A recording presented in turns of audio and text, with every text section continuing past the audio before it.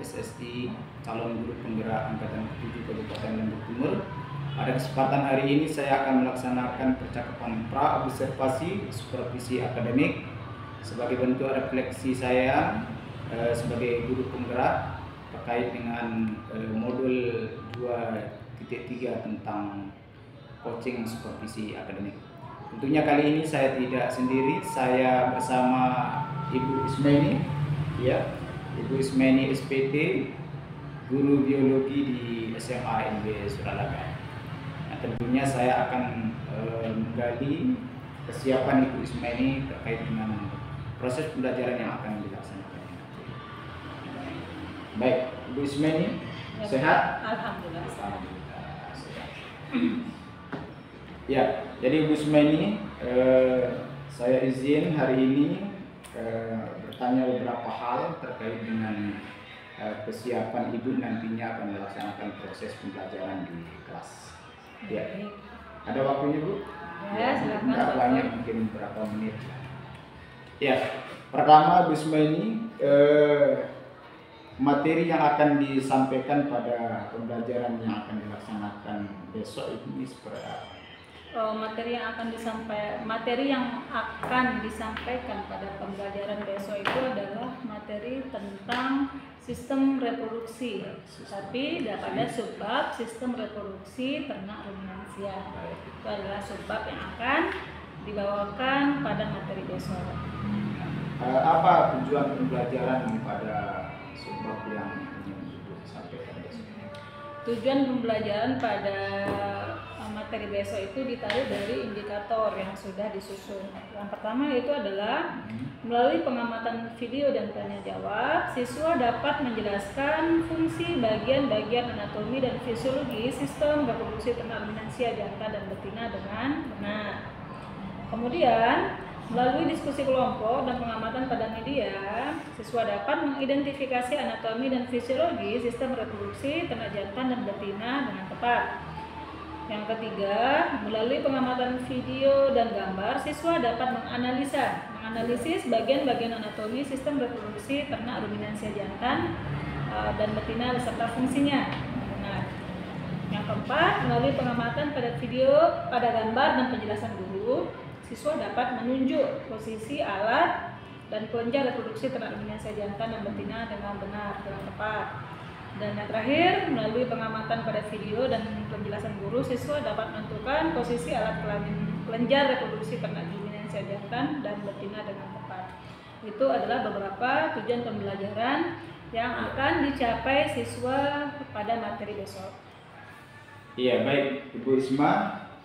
Tentunya dalam proses pembelajaran yang akan dilaksanakan ini ada area pengembangan yang ingin dicapai, baik terhadap murid-murid Bu Isma dan termasuk pengembangan terhadap diri Bu Isma.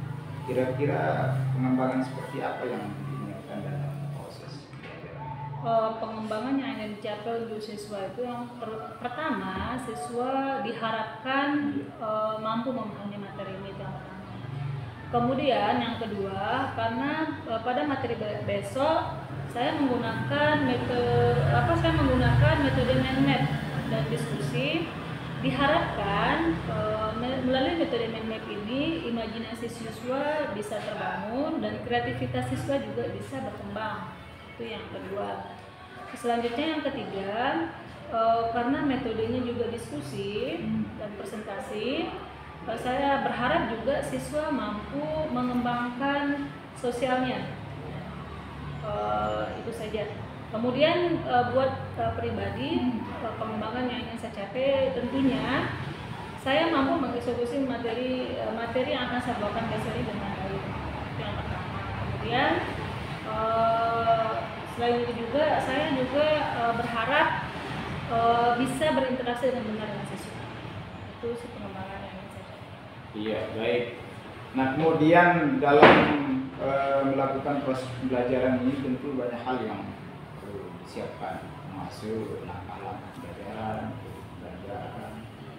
yang pembelajaran strategi yang disiapkan.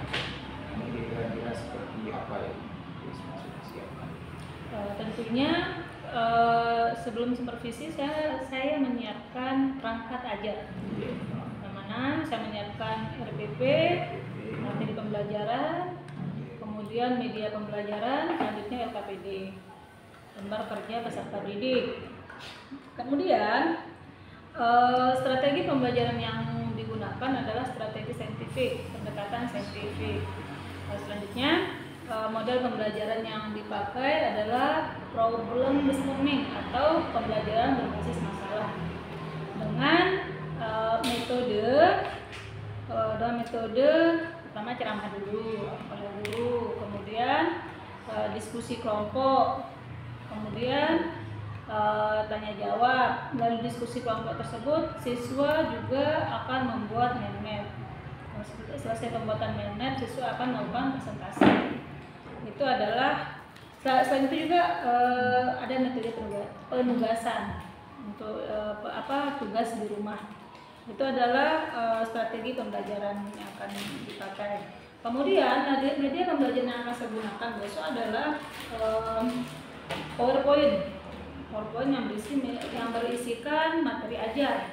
Selanjutnya, karena ini program based learning, jadi saya menampilkan masalah terlebih dahulu, masalah-masalah yang sesuai dengan materi yang akan dibawakan besok, yang mana video permasalahan ini saya ambil dari video YouTube. Kemudian selain itu juga saya juga menggunakan gambar anatomi dan fisiologi sistem reproduksi ternak ruminansia. Kemudian dan bahan yang pertama itu saya menyiapkan kertas manila karena ini adalah metode mind map. Jadi saya menyiapkan kertas manila berwarna, kemudian spidol warna, spidol biasa, kemudian laptop dan proyektor.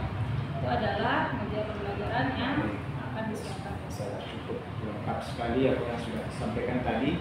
Nah, untuk proses pembelajaran dan akan saya observasi ini kesiapan Ibu Isma kapan kira-kira? Kelas biologi ada besok di kelas 11 IPA. Di kelas 11 IPA. Jam berapa? Jam ke-3. Jam ke-3.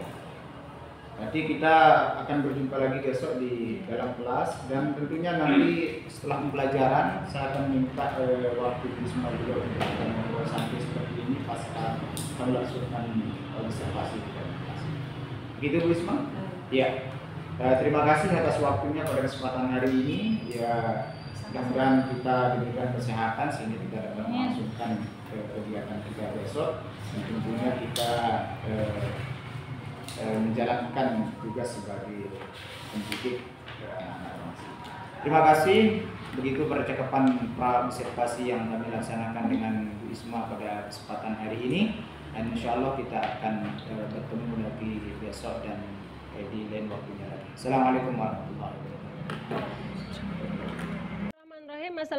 warahmatullahi wabarakatuh. Assalamualaikum warahmatullahi wabarakatuh. Kita bertemu pada materi pembelajaran yang kedua, yaitu anatomi dan fisiologi sistem reproduksi, gitu ya. Cuma Ibu kayaknya ada kesalahan sedikit, tidak meletakkan reproduksinya di sini. Jadi mata pelajaran kita pada hari ini adalah anatomi dan fisiologi sistem reproduksi ternak ruminansia. Sebelum kita ke materi inti, silakan ketua kelas pimpin doa dulu.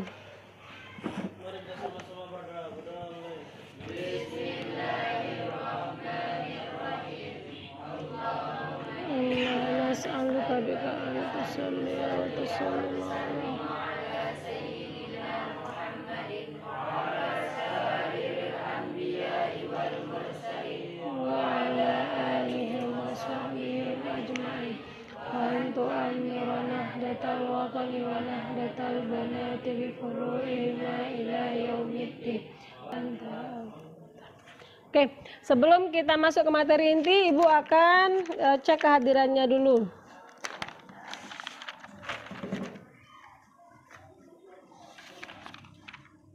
Asihatul Laili. Oke. Kalau begitu kita langsung saja ke materi pembelajaran, yaitu anatomi dan fisiologi ternak ruminansia.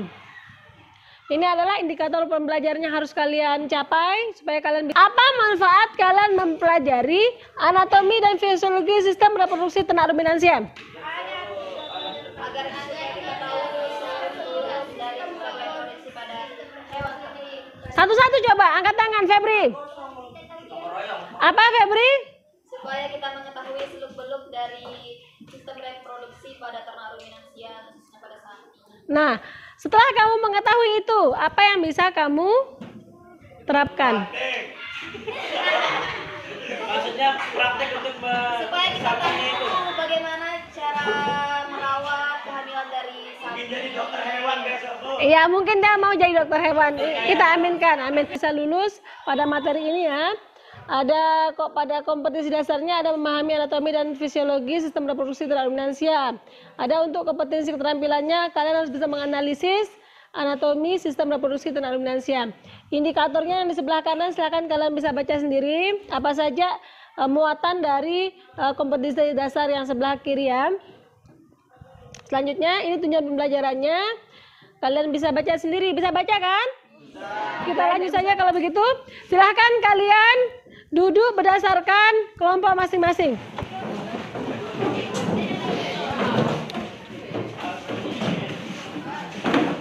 Sudah? Seperti yang Ibu katakan sebelumnya, kalian akan membuat mind map. Tahu mind map ya? Mind map itu seperti peta konsep. Tapi jangan peta konsep yang buat kotak. Nggak usah seperti itu, buatlah semenarik mungkin lah. Kasih gambar. Apa? Ontas? Bukan Sparni? Ibu sudah kasih tema ya, masing-masing. Kelompok 1, apa temanya? Sistem reproduksi apa? Sistem reproduksi betina, ternak betina. Kelompok 2? Kelompok 2 apa? Sistem reproduksi sapi jantan.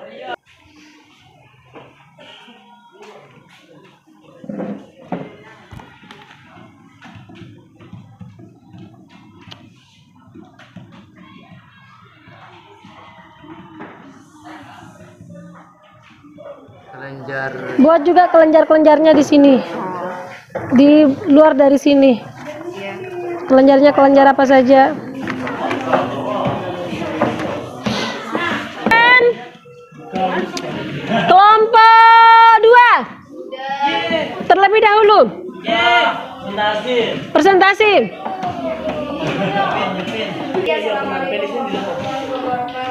Waalaikumsalam warahmatullahi wabarakatuh. Mengenai tentang sistem reproduksi pada sapi jantan. Yang pertama di sini adalah bagian dari organ luar. Bagian dari organ terluar dari reproduksi sapi jantan adalah penis. Bisa dilihat ya gambarnya. Penis di sini berfungsi sebagai organ kopularis. Nah, yang dimana penis di sini bentuknya tidak hanya satu, tetapi berbagai macam bentuk. Bisa dilihat di buku paketnya. Ya, di sana ada berbagai macam bentuk dari penis. Assalamualaikum warahmatullahi wabarakatuh. Waalaikumsalam warahmatullahi wabarakatuh. Oke, perhatikan. Kesimpulannya, pada ternak jantan, bagian luarnya itu ada penis, kemudian ada skrotum. Bagian dalamnya ada testis, epididymis, kemudian kelenjar-kelenjar yang mendukung kinerja dari reproduksi ternak jantan. Ibu akan membagikan kalian LKPD yang dikerjakan secara mandiri, dikumpulkan minggu depan. Dikumpulkan, itu saja ya. Oke, ada pertanyaan? Tidak ada. Oke, sekian. Assalamualaikum warahmatullahi wabarakatuh. Assalamualaikum Bu Isma. Waalaikumsalam. Ya, alhamdulillah hari ini kita bisa berjumpa kembali sesuai dengan janji kita beberapa hari yang lalu. terkait dengan coaching pasca observasi pembelajaran yang sudah dilakukan. Sehat Bu Isma hari ini? Alhamdulillah sehat betul. Nunggu bagaimana kabar? Alhamdulillah sehat. Bu Isma, kita bisa berjumpa hari ini karena juga kesehatan. Nah, bagaimana pengalaman kemarin Bu Isma dalam melaksanakan pembelajaran yang diobservasi tentunya oleh Alhamdulillah pengalaman kemarin memang proses pembelajaran dapat kita eksekusi dengan baik. Hanya saja memang di awal waktu ada dudukan lah, karena kan ini di awal ya, karena ada pengambilan gambar juga. Tapi lama-kelamaan mengalir aja seperti itu Pak. Dan alhamdulillah anak-anak juga menerima dan memperhatikan dengan luar biasa. Nah, kemudian Bu Isma, bagaimana perasaannya ketika melaksanakan pembelajaran dengan rancangan pembelajaran yang sudah disiapkan dari awal? Oke. Dari rancangan yang sudah dipersiapkan, eksekusinya kepada siswa itu 95% lah terlaksana dari semua tahapan-tahapan yang sudah dirancang pada model pembelajaran TBL. 5%-nya itu kena human error. Nah, apa yang kira-kira yang 5% ini seperti apa? Kendala yang dihadapi memang karena anak-anak kita minta untuk diskusi. Pertama dari segi penyiapan media pembelajaran yang harus disiapkan oleh anak-anak seperti kertas manila dan spidol berwarna itu kan tidak semua membawa, tidak semua membawa kan, membawa tapi tidak cukup.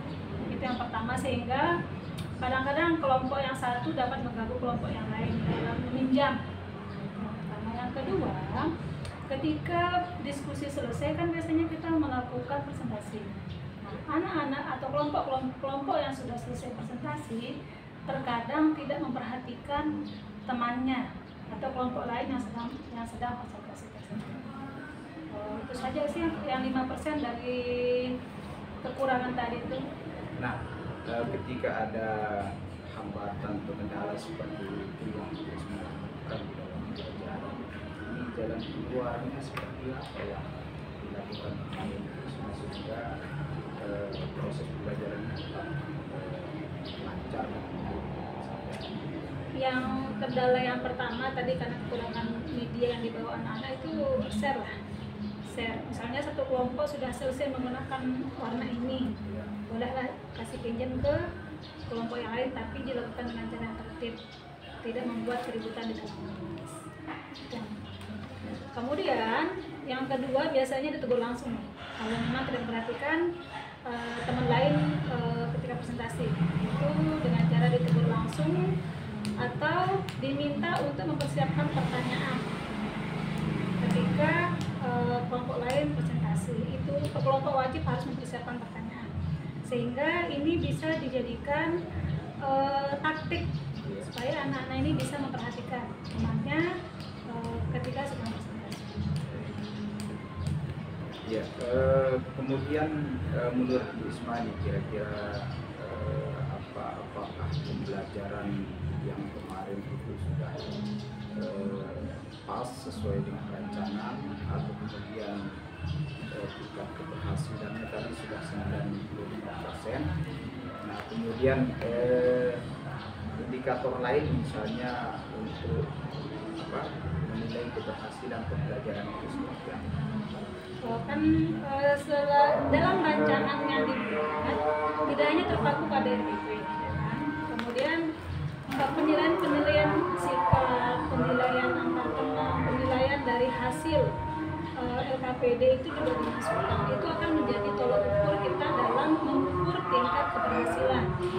Kalau anak-anak ketika kita memberikan LKPD atau memberikan tugas diskusi, kemudian anak-anak memang eksekusi dengan baik, itu bisa juga dijadikan sebagai tolok ukur keberhasilan rancangan yang seperti itu.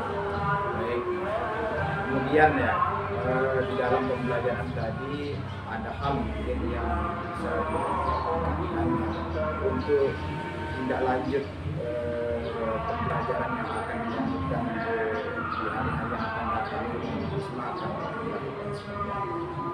Ya, untuk tindak lanjut yang 5% tadi itu ya, tindak lanjutnya ya seperti yang saya sebutkan tadi, lebih intens lagi untuk ini, untuk memberikan pengarahan ke anak-anak ketika diskusi, kemudian mengarahkan anak-anak supaya tidak ribut. Itu yang akan dilakukan untuk mengeksekusi 5% di kemudian hari. Iya, baik Bu Risma ya. Mungkin terakhir Bu Risma terkait dengan perasaan Bu Risma di coaching dan di observasi kami segala seperti apa? Senang pertama karena dipercaya oleh calon guru penggerak sebagai model dalam coaching ini. Kemudian ada pengalaman tersendiri, ada penambahan pengalaman seperti itu. Kemudian yang ketiga, jika ada kekurangan dalam rancangan pembelajaran atau pada saat eksekusi pembelajaran, otomatis kan coachnya akan memberikan kritik yang membangun ya, supaya ada perbaikan lah pada diri saya pribadi. Dan setelah perbaikan pada diri saya pribadi, saya bisa memperbaiki juga di tingkat siswa di sekolah, seperti itu. Baik Bu Risma, ya sebagai seorang manusia, seorang guru juga memiliki kekuatan kekurangan. Adapun kekurangan yang ada ini, insya Allah jawaban dan solusinya ada pada diri kita. Apakah kita melakukan pengembangan diri sebagai seorang guru semata-mata berguna mudah. Saya rasa ketika kita misalnya mau melakukan pengembangan diri itu, maka kita akan menemukan solusinya pada diri kita sendiri dan juga share. Kami kira sampai di sini, Risma, terima kasih atas waktunya beberapa hari ini sebelum kami baik di dalam kelas maupun di luar. Tidak apa-apa. Iya, kemudian kita bisa berkolaborasi bersama dalam rangka kita membangun anak-anak kita ini sehingga mereka menjadi manusia besar. Terima kasih. Assalamualaikum. Pagiku cerahku, matahari bersinar, ku gendong tas merahku di pundak. Selamat pagi semua, ku nantikan